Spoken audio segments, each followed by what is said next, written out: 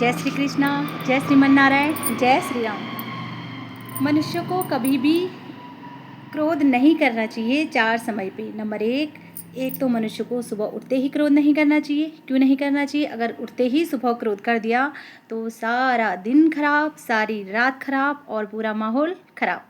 Number दूसरी बात, मनुष्य को खाना खाते समय क्रोध नहीं करना चाहिए।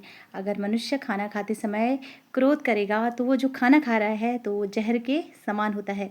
इसलिए मनुष्य को खाना खाते समय क्रोध नहीं करना चाहिए और बड़े प्यार से वो भोजन को खाना चाहिए। नंबर तीसरी बात, मनुष्य को कभी भी ऑफिस जाते समय, कोई अपने काम पे जा रहा है, कोई किसान खेतों में जा रहा है, कोई व्यापारी व्यापार करने जा रहा है तो क्रोध नहीं करना चाहिए। क्यों नहीं करना चाहिए?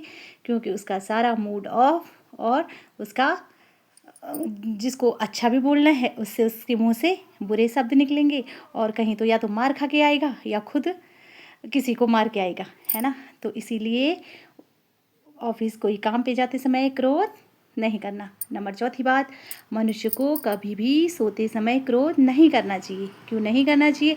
अगर क्रोध कर लिया तो सारी रात खराब, टेंशन में रहोगे और सारी नींद भी आपकी डिस्टर्ब रहेगी और मानसिक डिप्रेशन का शिकार होगा या तो दवाइयाँ खानी पड़ेगी, है ना। नंबर दूसरी बात,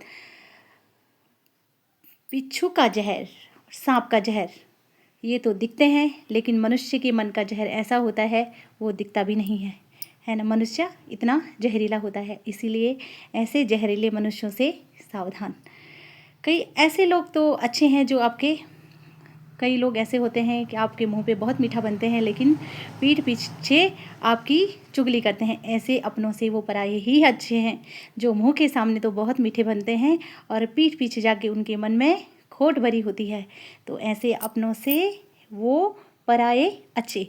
ये तो वैसे ही हो गया मन में कपट। जैसे गंगा नदी में जैसे जाए गए, हम तो गंगा नहा के आ गए, गंगा नदी में गए, एक बोतल पे जल भरा लेकिन उसके अंदर गंगा नदी में जो हमने बोतल डाली उसके अंदर पूरा गंदा पानी भरा हुआ है और गंगा नदी में वो बोतल तैरती रहेगी। ऐसे ही हम मनुष्य हैं, हमारे मन के अंदर मैल है और हम जाते हैं यहाँ, कभी त्रिवेणी चले गए, कभी हरिद्वार चले गए, कभी गया चले गए, कभी का और स्नान करके आ गए। तो ऐसा नहीं है। मन को, जब तक आपका मन साफ नहीं है तब तक आप चाहे 10 स्नान कर लो, कुछ भी नहीं होने वाला। इसीलिए ऐसे मनुष्यों, कई लोग कैसे होते हैं आपके निंदा करते हैं, तो ऐसे निंदकों से सावधान। आपको फ़र्क नहीं पड़ना चाहिए कोई आपके बारे में क्या कह रहा है, क्यों कह रहा है, किस लिए कह रहा है।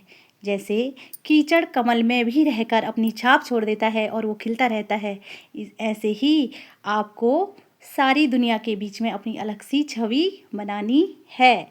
इसीलिए ऐसे निंदकों से सावधान। जय श्री कृष्णा, जय श्रीमन नारायण, जय श्री राम।